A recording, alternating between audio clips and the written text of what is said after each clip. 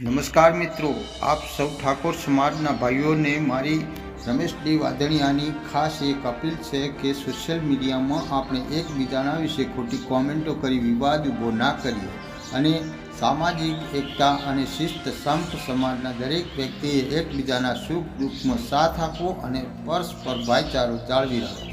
અને વડીલોનું સન્માન, સમાજના વડીલો અને આગેવાનોના આદેશનું પાલન કરવું અને તેમની મર્યાદા જાળવી વિવાદોનો ઉકેલ, નાના મોટા ઝઘડા કે સામાજિક પ્રશ્નોનો ઉકેલ સામાજિક પંચમાં બેસીને ઉકેલવા.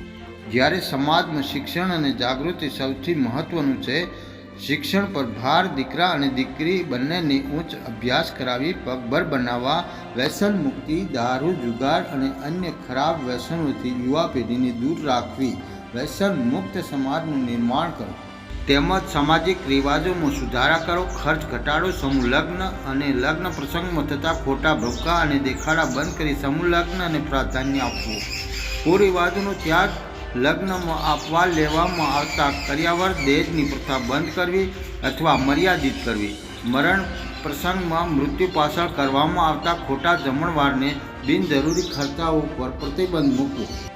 સમાજ સેવા અને સંગઠન એટલે ગરીબની સહાય, સમાજના વિધવા બહેનો અને અનાથ બાળકોને શિક્ષણ તેમજ ગુજરાન માટે મદદ કરવી, સામાજિક ફાળો આપવો, સમાજની વાડી કે સંસ્થાના વિકાસ માટે પોતાની શક્તિ મુજબ યથાશક્તિ દાન આપવું.